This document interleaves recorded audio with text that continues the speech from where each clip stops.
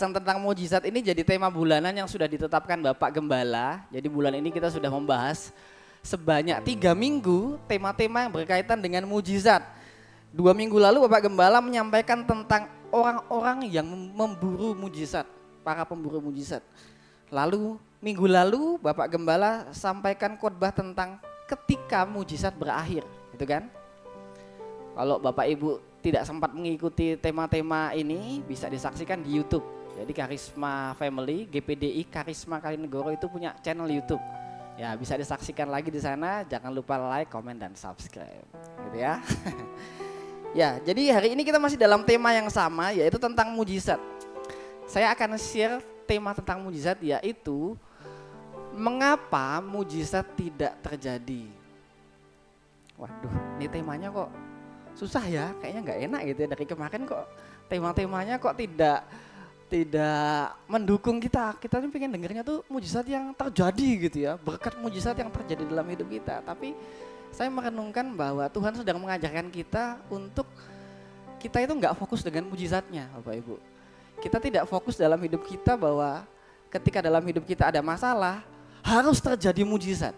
Kadang-kala itu solusi yang kita inginkan gitu ya. Tapi nanti kita akan belajar bahwa Tuhan izinkan segala sesuatu dalam hidup kita itu ada maksudnya, gitu ya. Oke. Mengapa mujizat tidak terjadi? Apakah Tuhan pilih kasih?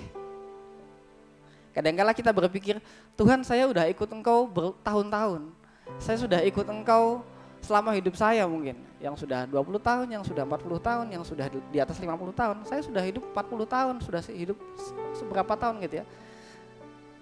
Bahkan saya sudah ikut pelayanan gitu ya. Saya sudah ikut ibadah minggu setiap minggu. Datang ke gereja, rajin. Tapi kok kayaknya hidup saya gini-gini aja ya Tuhan ya. Saya pengen kayak orang lain gitu ya. Ada mujizat yang besar gitu. Kalau dengar orang lain cerita, wah kayaknya kok kesaksiannya luar biasa gitu. Tuhan membuat mujizat dalam hidup saya, hidup mereka. Ada lagu lama tuh. Tak tersembunyi kuasa Allah, kalau lain ditolong saya juga. Jadi lagu itu jadi acuan gitu. Orang lain aja ditolong, kok saya kayaknya nggak pernah merasakan mujizat ya. Tema ini sebenarnya berat Bapak Ibu. Tema ini sangat luas dan kompleks. Ada banyak faktor alasan untuk menjawab pertanyaan ini. Ada banyak alasan untuk menjawab pertanyaan ini. Tapi sore hari ini saya hanya mau share 2 atau 3 alasan saja. Ayo kita langsung masuk saja ke dalam isi. Kita buka sama-sama dalam 1 Raja-Raja, belum? Ya, 1 Raja-Raja 18 ayat 26. Kita buka di Alkitab kita masing-masing.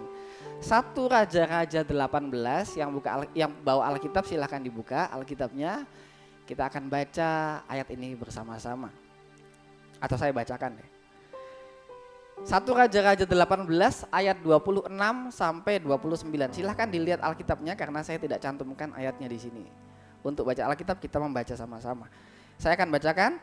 Ayat 26 mulai, mereka mengambil lembu yang diberikan kepada mereka, mengolahnya dan memanggil nama Baal dari pagi sampai tengah hari. Wah ibadah nih dari pagi sampai tengah hari. Katanya, ya Baal jawablah kami. Tetapi tidak ada suara, tidak ada yang menjawab. Sementara itu mereka berjingkat-jingkat di sekeliling mezbah yang dibuat mereka itu. Lompat ayat 28 saja, langsung. Maka mereka memanggil lebih keras serta menoreh-noreh dirinya dengan pedang dan tombak seperti kebiasaan mereka. Mereka biasa melukai diri mereka untuk mendapat jawaban doa. Sehingga darah bercucuran dari tubuh mereka. 29.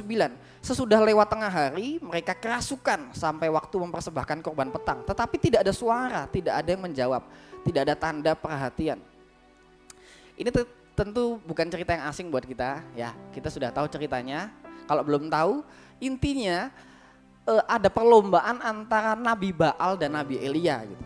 Lomba, kurang lebih kayak gitu. Siapa yang bisa menurunkan api di dalam korban, dia yang menang. Nah gitu kan, ada perlombaan. Siapa ini ada korban gitu, ada korban lembu,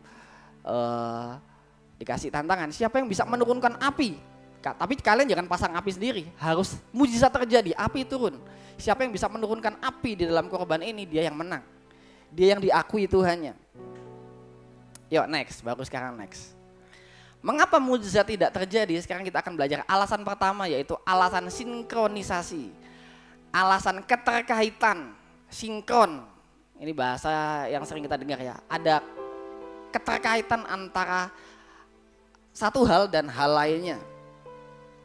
Kita sama-sama harus menyadari bahwa mujizat itu pada dasarnya adalah aktivitas rohani, Bapak Ibu. Bukan saja sekedar tindakan jasmani. Sekali lagi, mujizat adalah aktivitas rohani, bukan jasmani. Artinya ketika kita menyadari hal ini, maka yang rohani harus lebih dahulu aktif dan hidup. Di sepanjang khotbah ini saya akan sering ulang-ulang kata jasmani dan rohani. Semoga kita cukup paham dengan makna dari dua kata ini. Jadi yang rohani itu bicara tentang iman kita, bicara tentang hubungan kita dengan Tuhan, bicara tentang sikap hati yang benar terhadap Tuhan. Itu yang rohani, yang di dalam kita. Jasmani bicara tentang aktivitas kita, melayani, main tamborin, jasmani, datang ke gereja, berdoa, itu sikap jasmani gitu. Melayani Tuhan, itu sikap jasmani. Jadi kita sudah tidak dibingungkan dengan istilah jasmani dan rohani. Sekali lagi, mujizat adalah aktivitas rohani, bukan sekedar tindakan jasmani. Ketika kita menyadari hal itu, maka tindakan jasmani seperti kita datang berdoa, kita angkat tangan, kita memuji Tuhan gitu kan, itu adalah kelanjutan yang alami dari kehidupan rohani tersebut. Bisa next mungkin. Ya ini dia. Tindakan jasmani adalah kelanjutan dari roh yang telah aktif. Karena dasarnya rohani kita duluan. Kita menyadari ya hidup kita itu sebenarnya hidup roh. Ketika kita ingin mujizat terjadi, maka roh kita harus dibangun dulu. Ketika roh kita sudah dibangun, kita punya cara hidup yang benar, kita punya sikap hati yang benar kepada Tuhan. Ketika kita datang beribadah, maka tindakan jasmani seperti kita angkat tangan, memuji Tuhan itu adalah lanjutan yang alami, tidak dibuat-buat dari kehidupan rohani tersebut. Maka dari sini kita melihat penting untuk adanya sinkronisasi, keterkaitan antara yang jasmani dan yang rohani. Keduanya harus terhubung. Keduanya harus connect. Rohaninya aktif, sikap hatinya benar, cari Tuhan dengan sungguh-sungguh. Dan itu ditunjukkan dengan bagaimana kita mengekspresikan tindakan jasmani kita. Harus terhubung antara yang rohani dan yang jasmani. Gak bisa kita datang ke sini, jasmani kita, tubuh kita ke sini, tapi tanpa kerinduan yang besar kepada Tuhan. Oh ya sudah, sekedar rutinitas saja. Setiap minggu kita harus datang ke gereja. Manusiawi sebenarnya Bapak Ibu, saya pun mengalami gitu ya, manusiawi setiap minggu ya udah gereja. Tapi coba kita evaluasi, kita renungkan bersama-sama bahwa Tuhan mau sikap hati kita, bukan saja kehadiran kita di gereja, tapi Tuhan juga mau sikap hati kita yang benar-benar kita cari Tuhan. Next slide, ini ada rumusnya nih, saya bikin rumus, semoga cukup jelas ya. Jasmani aktif ditambah rohani yang non aktif itu sama saja rutinitas. Rohani kita datang ke gereja gitu, kita melayani setiap minggu, tapi ya itu dilakukan berdasarkan jadwal, itu dilakukan berdasarkan tuntutan agama. Hari Minggu ya orang Kristen harus ke gereja. Jasmaninya aktif datang ke gereja, tapi tidak didasari dengan sikap hati yang benar. Rohaninya non aktif, rohaninya nggak aktif, sama dengan rutinitas mati. Hanya ya dilakukan secara manusiawi gitu ya. Selanjutnya sebaliknya, ketika rohani aktif, yang rohani itu akan mendorong yang jasmani kita untuk jadi aktif juga. Ketika kita mengasihi Tuhan, ketika kita benar-benar cari Tuhan, Tuhan aku pengen rasakan hadirat Tuhan, aku perlu jawaban Tuhan, aku butuh Engkau Tuhan, benar-benar dari sikap hati kita. Maka yang jasmani itu akan mengarahkan kita untuk datang dengan benar juga, angkat tangan sungguh-sungguh gitu ya. Menyanyi dengan sungguh-sungguh. Ada lagu kan? Ku terhubung denganmu, terhubung dengan Tuhan. Apa habis itu? Selalu melekat di hatimu, firman-Mu itulah dasar hidupku, yang berdaulat atasku. Ku terhubung denganmu, firman-Mu menjadi dasar hidupku. Kalau jasmani kita kering Ya, kalau jasmani kita aktif tapi hati kita kering, itu sama aja seperti rutinitas kosong. Tapi kalau roh kita menyala dan tubuh kita juga merespon, maka disitulah mujizat terjadi. Kita harus membedakan mana aktivitas rohani dan mana aktivitas jasmani, Bapak Ibu. Ada perbedaan besar antara apa yang dilakukan Nabi-Nabi Baal dan Nabi Elia. Kalau kita lihat tadi ya, kita akan perbandingkan apa yang dilakukan Nabi Baal dan Nabi Elia. Nabi Baal itu mengacu kepada tindakan jasmani. Kalau kita lihat ayat-ayat tadi, Nabi Baal itu melakukan penyembahan sebenarnya. Penyembahan, berjingkat-jingkat, wah menyembah, berdoa, angkat tangan, lari-lari, teriak-teriak gitu kan. Jasmaninya aktif, lompat-lompat, bahkan dikatakan melukai diri mereka. Tapi gak ada jawaban. Jasmaninya aktif, tapi gak ada jawaban. Apa sebenarnya masalahnya? Padahal jasmani mereka udah aktif nih. Nabi Baal ini melakukan penyembahan loh. Jangan salah, mereka ini melakukan penyembahan. Sayangnya jasmani dan rohani mereka nggak connect. Jangankan connect, mereka salah server kalau saya bilang. Salah server. Gitu kan? Mereka bukannya menyembah Allah yang hidup, gitu kan? Tapi mereka menyembah Baal, salah server. Jasmaninya aktif tapi rohaninya nggak mungkin aktif karena mereka sudah salah server. Mereka menyembah Baal gitu loh. Nggak mungkin ada perubahan dalam kerohanian mereka. Salah server, nggak enak kalau salah server ya. Anak-anak muda tuh lagi internetan tiba-tiba putus, wah salah server, disconnect, nggak bisa, nggak enak ya. Lagi chattingan enak-enak, lagi video call tiba-tiba salah, nggak enak kan? Harus connect terus. Ya saya percaya kita di sini jemaat-jemaat Karisma Family adalah orang-orang yang selalu connect sama Tuhan. Selalu terhubung dengan Tuhan. Saya senang kalau lihat di grup gitu ya, di grup Karisma Family, setiap pagi ada yang membagikan ayat gitu. Nggak tahu itu apakah jadwal, apakah sistem yang sudah dibangun atau inisiatif sendiri gitu. Ada yang share ayat, ada yang share ayat, itu memberkati. Yesus menegur orang Yahudi. Di dalam perjanjian baru, di dalam Injil, Yesus ini menegur orang Yahudi, orang-orang yang intelektual teologinya tinggi. Orang-orang yang belajar firman Tuhan. Orang-orang yang katanya orang pilihan Tuhan. Yesus menegur orang Yahudi. Di sana dikatakan, umat ini memuliakan aku dengan bibirnya, tapi hatinya jauh daripada aku. Ini kecaman Yesus terhadap orang Yahudi. Jasmaninya aktif, jasmaninya memuji Tuhan, tapi rohnya tidak aktif. Malah dikatakan jauh dari Tuhan. Sama-sama katakan rohani dan jasmani harus sinkron. Ayo sama-sama katakan. 1, 2, 3. Rohani dan jasmani harus sinkron, harus terhubung. Sekarang kita lihat tindakan Elia. Ya. Tindakan Elia, kalau dibandingkan dengan Elia, dia juga sebenarnya melakukan hal-hal jasmani, Bapak Ibu.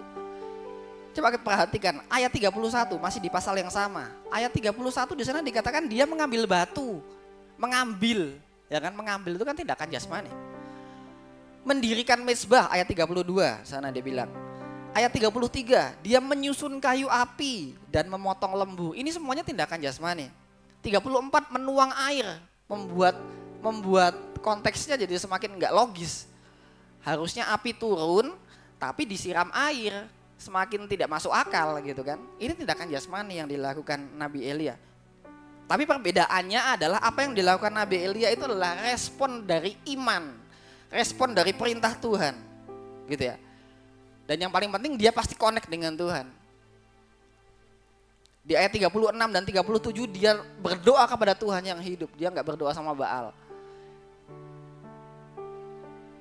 Tuhan jawab aku, supaya bangsa ini mengetahui bahwa Engkaulah Allah dan Engkau yang membuat hati mereka bertobat. Elia berdoa sama Tuhan. Tuhan jawab aku. Nanti kita akan belajar bahwa alasan Elia meminta mujizat itu bukan semata-mata untuk egonya dia loh.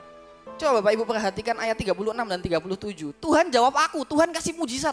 Buktikan ke bangsa Israel bahwa engkau Tuhan yang hidup.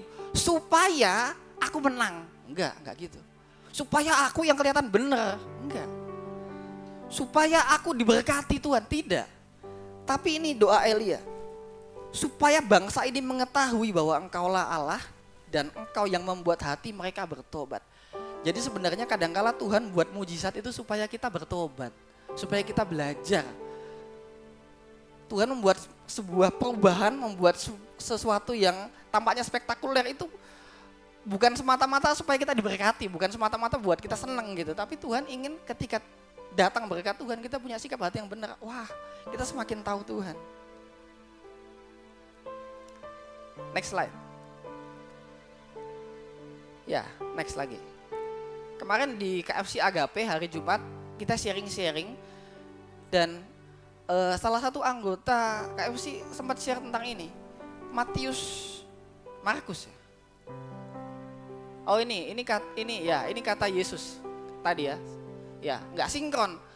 Yang saya kasih warna biru itu adalah tindakan jasmani.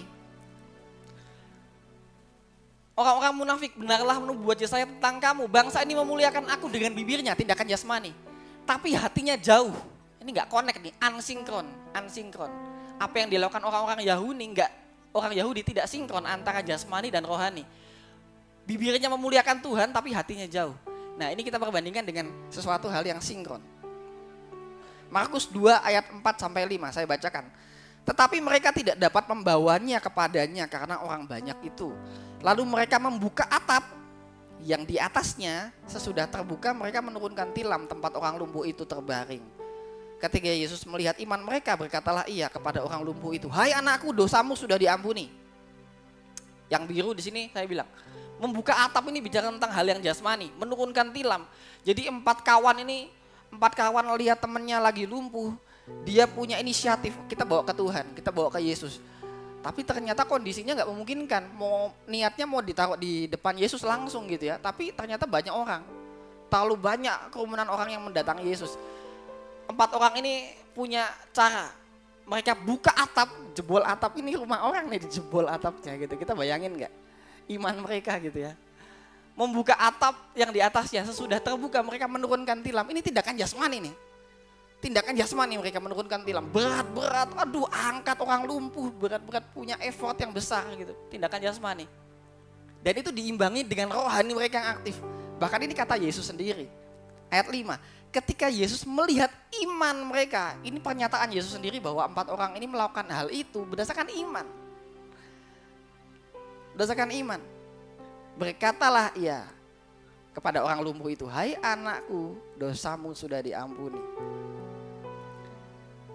Menarik untuk diperhatikan bahwa Yesus menyatakan, setelah Yesus menyatakan ada iman di dalam hati 4 orang ini, dia nggak langsung buat mujizat loh Bapak Ibu. Dia nggak langsung buat mujizat, tapi apa yang dilakukan Yesus? Mengampuni dosa. Mengampuni dosa. Dia justru mengampuni dosa. Masalahnya lumpuh. Masalah utamanya, konteks 4 orang bawa satu temannya nih datang pada Yesus. Tuhan, aku bawa masalah nih. Masalahnya apa? Lumpuh. Orang lumpuh, masalahnya lumpuh. Tapi solusi yang Yesus sampaikan apa? Pengampunan dosa. Nanti poin sebentar kita akan belajar bahwa kadangkala yang terjadi dalam hidup kita, masalahnya apa? Kita punya harapan sendiri terhadap masalah itu. Aku punya masalah ini Tuhan. Dan aku harap ketika aku punya masalah ini engkau menyelesaikannya dengan cara seperti ini. Tapi ternyata Tuhan punya solusi lain. Tuhan punya solusi lain.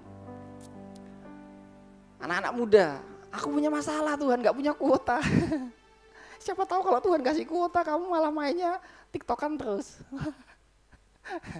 Ya, gitu ya. Tapi Tuhan punya solusi lain. Nah, kembali lagi kepada cerita tentang Elia dan Nabi Baal. Pelajaran yang bisa kita ambil adalah next slide. Mujizat itu bukan hasil usaha fisik atau upaya emosional. Nangis-nangis sama Tuhan, enggak masalah sih. Nangis-nangis Tuhan juga bilang, datang kepadaku tubuh, jiwa, dan roh. nangis di hadapan Tuhan itu wajar, enggak masalah.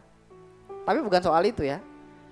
Bukan soal seberapa keras kita teriak-teriak, bukan seberapa sibuk kita beragama atau seberapa banyak kita berkorban. Mujizat tidak dimulai dari hal-hal jasmani. Seperti tadi ya, tutup mata, berpuasa. Kadang-kala kita punya mindset bahwa ketika kita berpuasa, puasa itu jadi kayak jimat gitu ya. Jimat, ada masalah besar puasa. Mengacu kepada kata-kata Yesus, jenis ini tidak bisa disembuhkan kecuali dengan doa dan puasa. Jadi seakan-akan kita mengkultuskan puasa. Jadi kita punya cara pandang terhadap puasa itu salah gitu. Ada masalah ini udah puasa aja lah supaya masalahku selesai. Tidak semudah itu Ferguson. Ya, tindakan jasmani itu juga penting.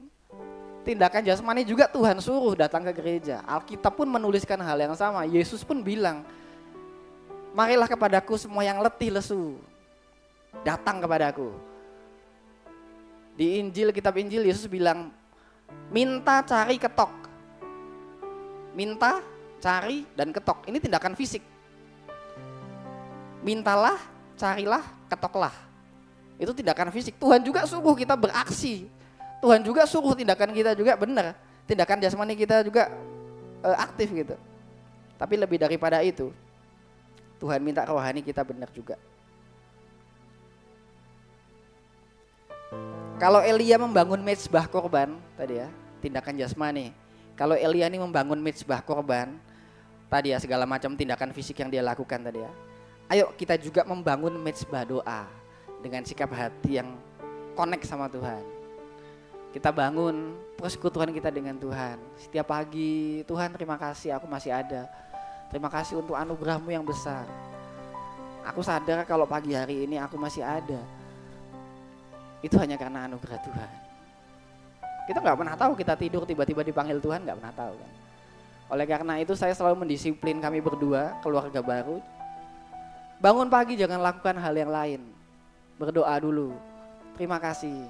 Nyanyi lagu, gak perlu nyanyi lagu juga gak masalah. Paling gak berdoa bersyukur. 1-2 menit gak masalah. Yang suami istri, bapak ibu jangan buru-buru kerja dulu gitu ya. Jangan buru-buru siapin masak. Ketika bangun melek gitu, dipegang tangan istrinya, dipegang suaminya. Ayo kita berdoa dulu. Terima kasih Tuhan untuk anugerah-Mu. Terima kasih untuk kasih setia Tuhan yang terus ada dalam hidup kami. Menyerahkan hari ini ke dalam tangan Tuhan. Setelah kita bersyukur, kita berdoa untuk sepanjang hari ini. Ketika roh kita aktif, itulah yang pada akhirnya menggerakkan kita untuk mengaktifkan tubuh kita. Ketika roh kita aktif, maka itulah yang pada akhirnya mendorong kita untuk melakukan tindakan jasmani. Tapi kembali lagi semuanya harus dimulai dari hati. Ya, semuanya harus dimulai dari hati. Katakan sama-sama, semuanya dimulai dari hati yang benar. Sama-sama, semuanya dimulai dari hati yang benar. Oke, alasan kedua. Saya sampaikan ini bahwa alasan otoritas. Mujizat adalah kehendak Tuhan, bukan kehendak kita. Masalahnya, klik lagi. Kita sering punya standar sendiri terhadap mujizat. Tadi yang sudah saya bilang tadi di awal. Mujizat adalah kehendak Tuhan, bukan kehendak kita, bukan mau-maunya kita. Tuhan mau bikin mujizat apa enggak tuh suka-suka Dia. Dia yang punya pertimbangan. Dia yang tahu hidup kita. Masalahnya adalah kita sering punya standar sendiri terhadap mujizat. Masalahnya ini Tuhan, aku pengen mujizatnya ya sama kayak gini, selesaikan masalah ini. Gitu. Kita punya standar sendiri. Coba direnungkan Bapak Ibu yuk. Seringkali ketika kita hadapi masalah, kita langsung susun skenario sendiri ya. Tadi pagi Bu Ita sampaikan, Yesus dan murid-muridnya, waktu itu dialog antara Yesus dan Petrus ya. Bayar pajak ke pemerintah. Masalahnya adalah membayar pajak. Tapi solusi yang Yesus berikan apa? Mancing. Mancing, ikan pertama yang kamu dapat buka mulutnya ada 4 koin. 2 koin untuk bayar pajakmu, 2 koin untuk bayar pajakku. Gak nyambung, masalahnya bayar pajak. Kita perlu uang untuk bayar pajak. Tapi solusi yang Tuhan suruh adalah mancing. Gitu ya. Ketika kita punya masalah, kadang-kadang kita langsung menyusun skenario sendiri. Masalah ini berat Tuhan, masalah saya tentang ini. Jadi solusi yang paling cocok ya sebenarnya ini gitu. Kita kayak mengarahkan alur hidup kita sama Tuhan. Tanpa kita sadari, kita menentukan sendiri. Masalah ini harus diselesaikan dengan mujizat ini. Seolah-olah Tuhan itu hanya bertugas untuk mengikuti alur yang kita buat. Oke, next. Kita mau lihat nih salah satu contoh lagi. Kisahnya Lazarus. Kita baca ya sama-sama yuk. Minta tolong Grace bacakan Yohanes 11 ayat 21. Di sini aja boleh deh, langsung baca dari sini. Yohanes 11 ayat 21.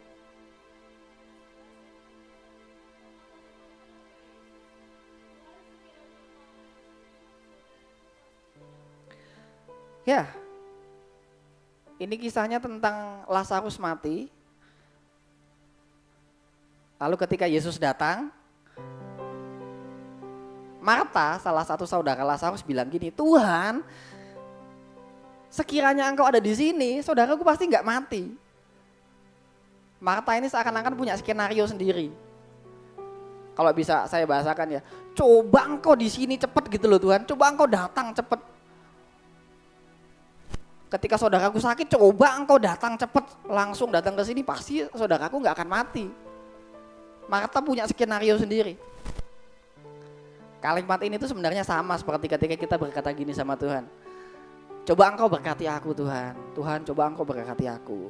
Pasti anakku bisa sekolah. Coba engkau berkati aku Tuhan. Andai saja Tuhan memberkati aku, pasti aku gak akan kesulitan.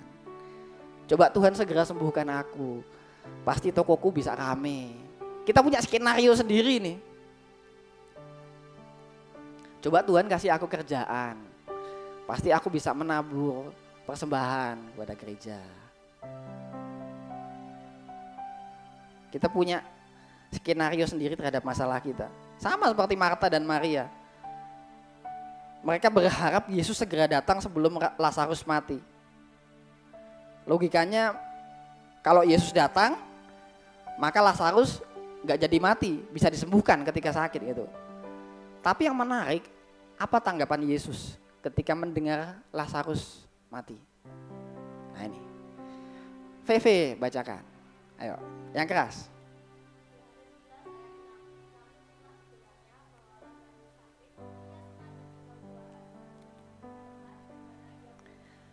Ketika Yesus dengar berita Lazarus mati, dia nggak langsung datang. Di sana dikatakan apa? Ia sengaja tinggal. Yang merah nih. Ia sengaja tinggal. Aduh, Yesus jahat banget sih. Kadang-kadang kita bilang gitu kan, ini masalahku Tuhan, segera selesaikan. Tuhan nggak jawab, jahat banget sih Tuhan. Jahat banget. Bahkan dikatakan sengaja. Yesus sengaja tinggal. Sekali lagi, mujizat adalah kehendak Tuhan. Harus dipahami sama-sama ya. Yesus sengaja tinggal dan baru datang setelah 4 hari. Wah, telatnya nemen ya. Telatnya keterlaluan ya. Tapi ada rencana Tuhan di balik itu ternyata. Yesus melakukan itu karena Yesus tidak hanya ingin melakukan mujizat kesembuhan. Dia ingin melakukan mujizat kebangkitan. Ayat 4 dan ayat 25. Siapa? Sebelahnya Fefe? Jocelyn, baca.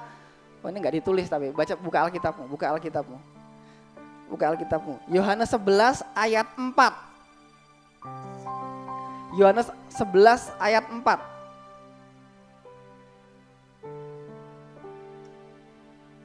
Yang keras, ya.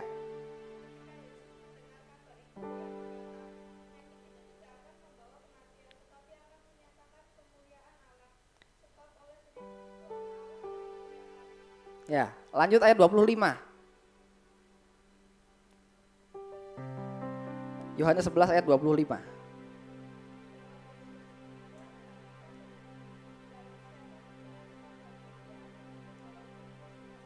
Ya. Yesus tidak hanya ingin melakukan mujizat kesembuhan, Tapi lebih daripada itu dia punya rencana lain. Mujizat kebangkitan. Lebih wow gitu. Siapa tahu ketika Tuhan tidak menjawab doa kita, ketika Tuhan tidak menjawab masalah kita, ada maksud lain yang Tuhan sudah sediakan yang ternyata lebih besar dari itu. Gitu ya. Dari sini kita belajar sama-sama bahwa mujizat terjadi bukan sesuai rencana manusia, melainkan kehendak Allah. Dan kehendak Allah dibandingkan dengan kehendak manusia itu berbeda.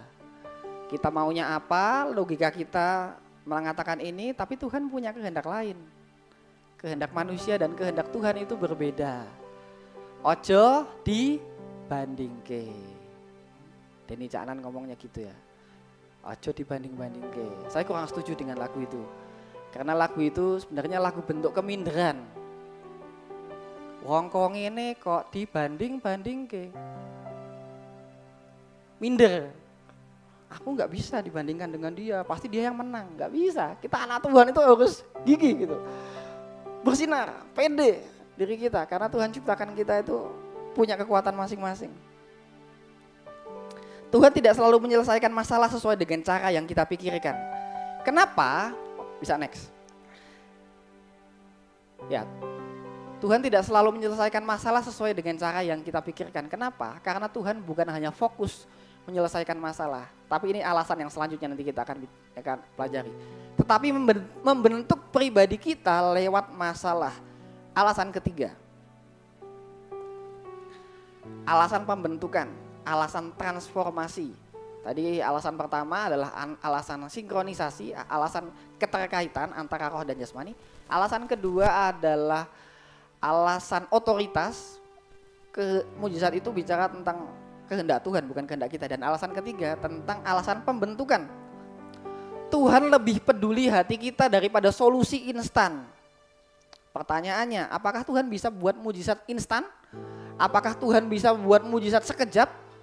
Oh bisa. Dia ciptakan alam semesta hanya dengan berfirman. Jadi ini, jadi ini, jadi ini, jadi ini, jadi. Tuhan bisa bikin mujizat instan. Aku masalahnya ini Tuhan selesaikan dalam sekejap, jebret, bisa. Karena dia Tuhan yang berkuasa, bisa. Tapi coba kita renungkan sama-sama, kenapa Tuhan enggak langsung buat mujizat terhadap masalah kita? Kita coba renungkan sama-sama. Mungkin masalah itu diberikan kepada kita, bukan untuk dibereskan duluan, tapi untuk lihat respon kita, lihat respon hati kita. Beberapa waktu yang lalu juga ada sharing dari anggota jemaat kita bagaimana dia punya respon yang benar terhadap masalah yang dihadapi. Ketika kita punya respon yang benar maka Tuhan bekerja.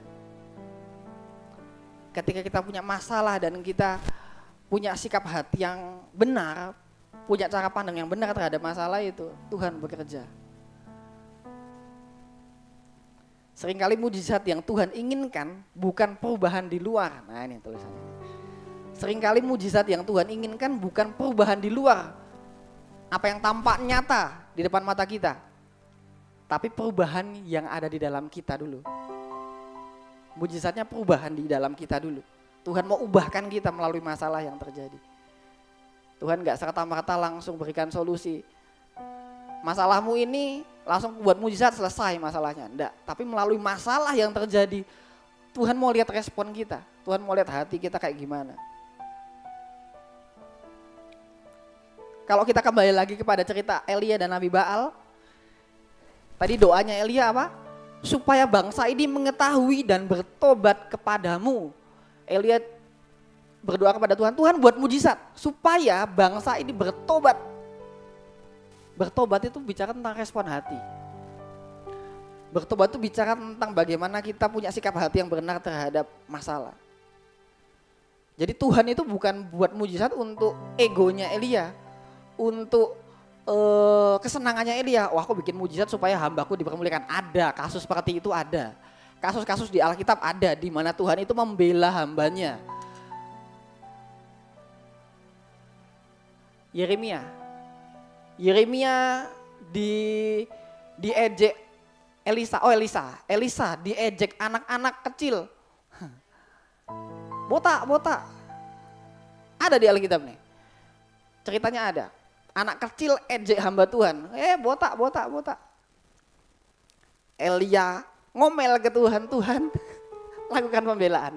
Tiba-tiba ada singa terekam anak-anak itu dan mati semua. 40. Anak-anak kecil. Tuhan bela hambanya, itu mujizat loh, tiba-tiba datang harimau. Coba bayangkan, lagi jalan, anak-anak ejek kita, bla bla bla bla, hamba Tuhan kurus kering, ya ampun kayak anak SD. Aduh, saya jadi ingat kemarin kami ke Alfamidi, beli kebutuhan. Kami lagi antri di kasir. Saya udah sementara menghitung gitu ya pembayaran. Ibu Ita di belakang saya, di belakang Ibu Ita ada ibu-ibu. Kompleks ini juga saya lupa jalan apa. Dia yang buka Jalan Jeruk ya. Nah, Jalan Jeruk. Dia bilang gini, "Wah, Bu, sering mual ya?" Karena kebetulan waktu itu kami beli susu Prenagen. Sebut merek enggak apa-apa ya. Ya, terlanjur ya, oke nggak apa-apa lah, susu hamil gitu.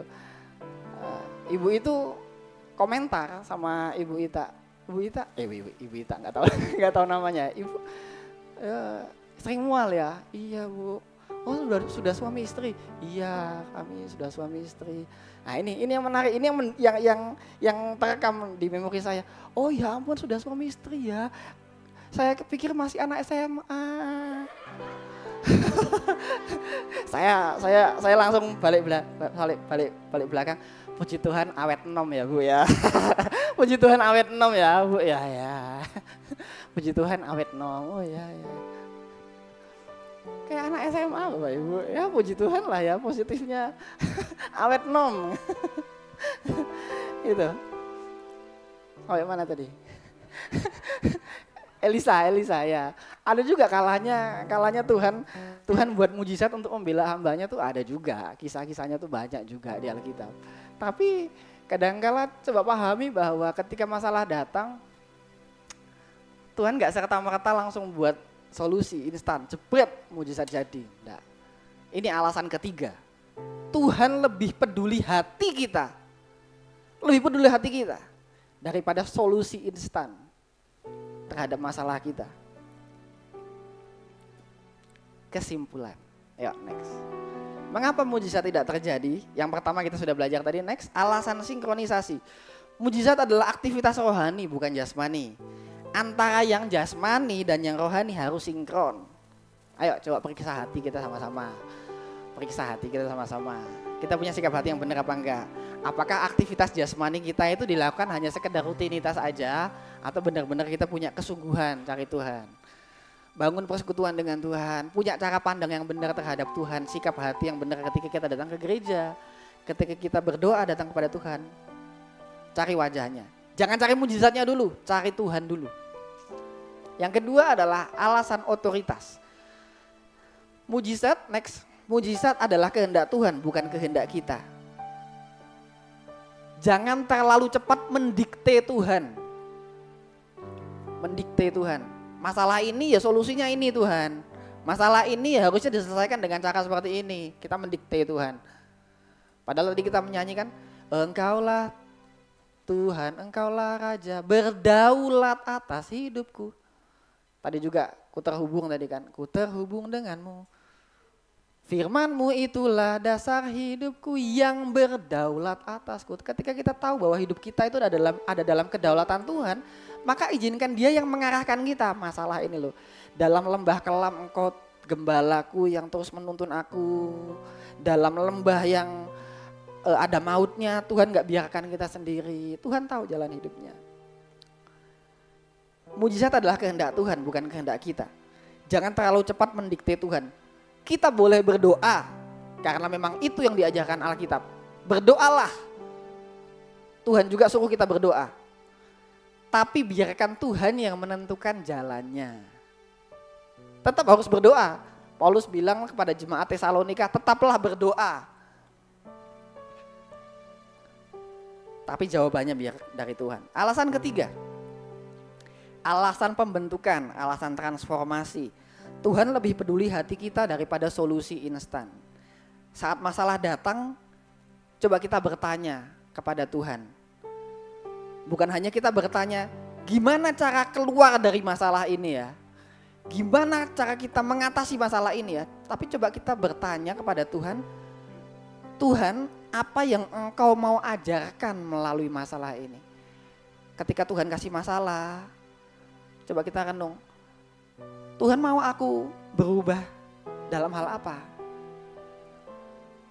Tuhan mau aku berubah seperti apa melalui masalah ini? Tuhan mau aku berubah seperti apa? Mungkin ketika kita diperhadapkan kepada masalah ekonomi, kita punya solusi ada kerja keras, bagus kerja keras. Tapi salah satunya adalah kita juga harus punya mindset yang benar. Jangan sampai kita hanya fokus hidup jasmani saja. Ya, amin firman Tuhan. Mari kita bangkit berdiri, kita nyanyikan satu pujian D yang kemarin sudah kita belajar sama-sama. Mujizat masih ada. Tuhan Engkau.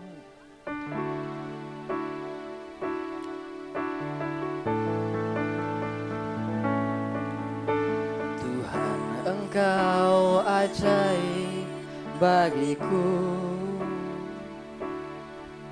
Tak ada yang tak mungkin bagimu.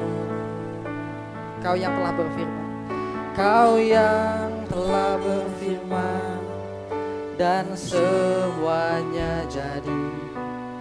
Tuhan Engkau ajaib bagiku. Sekali lagi, Tuhan Engkau ajaib bagiku. Tuhan Engkau ajaib bagiku. Tak ada yang tak mungkin bagimu. Tak ada yang tak mungkin bagimu. Semua yang kusaksikan perbuatan tanganmu. Semua yang kusaksikan perbuatan tanganmu. Tuhan Engkau ajaib bagiku. Sungguh ku percaya, sungguh ku percaya, tiada yang mustahil. Mujizat masih ada dalam hidupku. Sembuhkan sakitku, sembuhkan sakitku, pulihkan jiwaku. Mujizat masih ada bagiku. Sekali lagi kita belajar sama-sama lagu ini Bapak Ibu. Tuhan Engkau ajaib bagiku. Tuhan Engkau ajaib bagiku. Tak ada yang tak mungkin bagimu. Tak ada yang tak mungkin bagimu. Kau yang telah berfirman dan semuanya jadi. Kau yang telah berfirman dan semuanya jadi. Tuhan Engkau ajaib bagiku. Tuhan Engkau ajaib bagiku. Tak ada yang tak mungkin bagimu. Tak ada yang tak mungkin bagimu. Semua yang kusaksikan perbuatan tanganmu. Semua yang kusaksikan perbuatan tanganmu. Tuhan Engkau ajaib bagiku. Biarkan kami mau tetap percaya kepadamu Tuhan. Sungguh ku percaya, sungguh ku percaya, tiada yang mustahil. Mujizat masih ada dalam hidupku. Sembuhkan sakitku, sembuhkan sakitku, pulihkan jiwaku. Mujizat masih ada. Sama-sama katakan pujian ini. Angkat tanganmu, nyatakan dengan imanmu bahwa kami percaya Tuhan. Tidak ada yang mustahil untuk Engkau lakukan dalam hidup kami. Mujizat masih ada Tuhan. Ini yang kami percaya Tuhan. Engkau mampu menyembuhkan sakit kami. Sembuhkan sakitku, pulihkan jiwaku. Mujizat masih ada bagi sungguh ku percaya, yes. Sungguh ku percaya. Tiada yang mustahil, mujizat masih ada dalam hidupku. Sembuhkan sakitku, pulihkan jiwaku. Mujizat masih ada bagiku. Bapak Ibu Saudara, mari sebelum kita pulang kita renungkan firman Tuhan yang dahsyat ini. Ketika tadi disampaikan, saya teringat dengan kisah ke-10 orang kusta. Ke-10 orang kusta ini ada di perbatasan Samaria dan Galilea. 10 orang kusta ini teriak-teriak kepada Tuhan Yesus. Kasihanilah kami Guru, kasihanilah kami Guru. Mereka teriak kepada Tuhan yang sedang memasuki suatu desa di perbatasan Samaria dan Galilea. Mereka teriak, kasihanilah kami Guru. Mereka teriak minta mujizat. Mereka teriak minta kesembuhan yang dari Tuhan. Tetapi apa yang terjadi Bapak Ibu Saudara? Ketika kesembuhan itu datang, ke-10 orang ini disembuhkan. Hanya ada 1 orang yang ingat dan kembali ke Tuhan. Mari koreksi setiap hidup kita. Mungkin mujizat itu tidak terjadi dalam hidup kita, karena ketika mujizat pernah terjadi, kita lupa akan si pembuat mujizat itu. Kita lupa bersyukur kepada Tuhan. Respon hati kita itu wow dengan mujizatnya, tetapi respon hati kita itu tidak langsung kepada Tuhan, tidak langsung bersujud datang kepada Tuhan, tidak langsung mengucapkan terima kasih Tuhan. Mari sejenak kita renungkan, Tuhan, kalau itu aku seperti itu, aku minta ampun sore hari ini Tuhan. Aku minta ampun Tuhan. Aku mau bereskan hatiku. Kalau aku lupakan setiap mujizat yang terjadi Tuhan. Kalau aku tidak terhubung denganmu Tuhan. Kalau aku tidak kembali kepadamu Tuhan. Padahal setiap kali Engkau melakukan sesuatu untuk setiap hidup kami, baik itu kecil, baik itu besar, penyertaan Tuhan itu besar adanya dalam hidup kami. Dia Tuhan yang selalu beserta dengan kita. Dia Tuhan yang selalu ada dalam setiap hidup kita. Dia Tuhan yang tidak pernah meninggalkan kita. Sejenak mari kita sembah Tuhan. Shikinata karalarala bala bala bala malama shikinene. Innalarala bala bala malama shata karalarala mashikin. Tuhan ampuni kami Tuhan. Tuhan ampuni kami Tuhan, kalau mujizat itu ternyata sudah ada di depan kami tanpa kami menyadarinya dan tanpa kami mengucap syukur Tuhan. Sore hari ini, malam hari ini kami minta ampun di hadapan-Mu Tuhan. Kami mau kembali kepada pribadi, kepada Tuhan yang memberikan mujizat itu dalam hidup kami, agar hidup kami selalu terhubung, agar hidup kami selalu dekat dengan Tuhan. Sikana lama shikina ya lama shikire lama shikina ya lama shikire lama shikina ya lama shataka ya lama shi.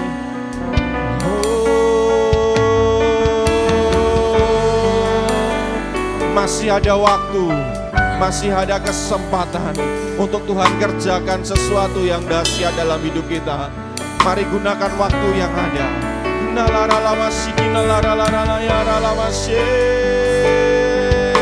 Perbaiki respon hati kita, perbaiki respon hidup kita, perbaiki semuanya di hadapan Tuhan.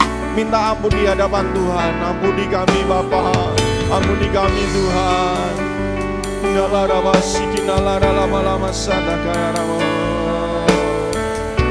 Haleluya, haleluya. Mari saya jemput kita bangkit berdiri sama-sama. Terima kasih Tuhan. Haleluya Yesus.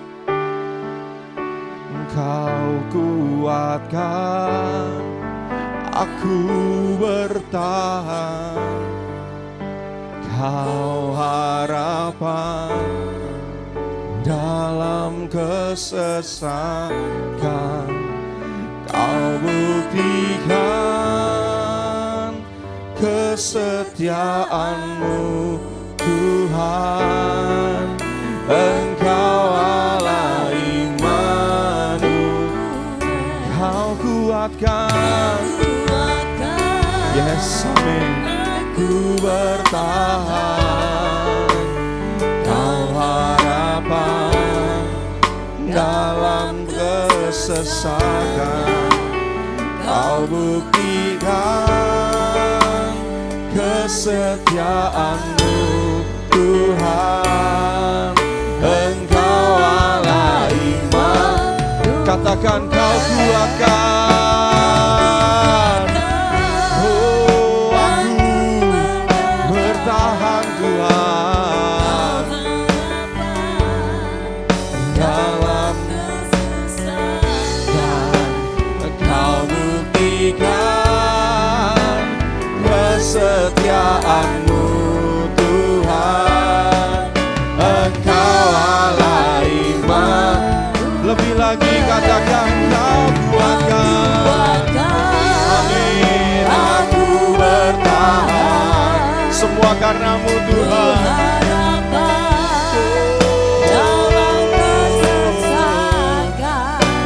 Kau buktikan kesetiaan-Mu Tuhan.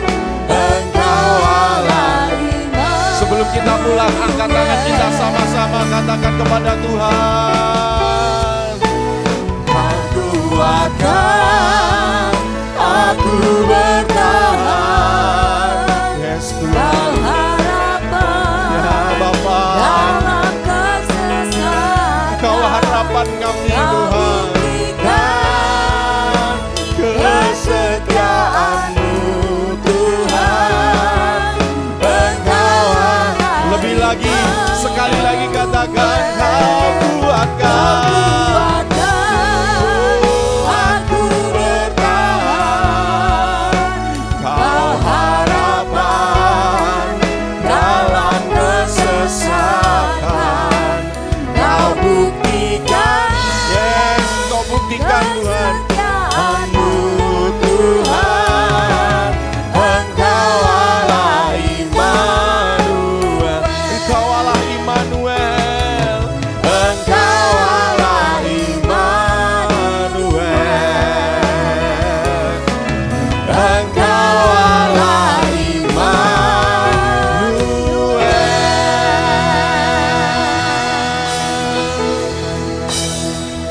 Teruslah beserta dengan kami Tuhan, karena kami tidak dapat berjalan sendiri, melewati setiap tantangan kehidupan yang semakin hari semakin berat, tanpa tangan Tuhan yang memegang kami. Terima kasih Tuhan buat malam hari ini. Terima kasih buat ibadah yang boleh terjadi di tempat ini. Biarkan umat-umat Tuhan itu boleh kembali ke rumah mereka masing-masing dengan membawa sesuatu yang dari Tuhan. Ketika mereka datang, mereka berbeda ketika mereka pulang, karena mereka berpengharapan di dalam Tuhan.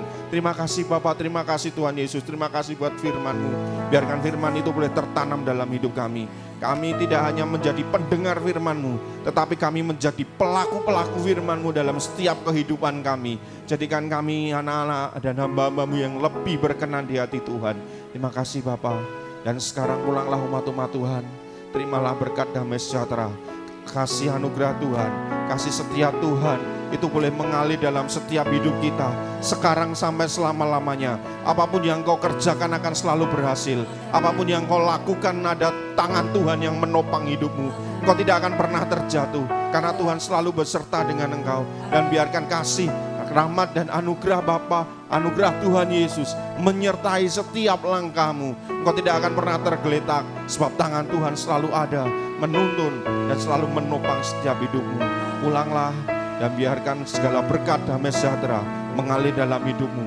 Kekuatan yang dari Tuhan, kesempurnaan, biarkan segala kemuliaan hanya bagi Tuhan. Engkau dipuji dan dimuliakan Tuhan atas setiap apa yang kami kerjakan. Terima kasih Bapa, hanya di dalam nama Tuhan Yesus kami berdoa mengucap syukur.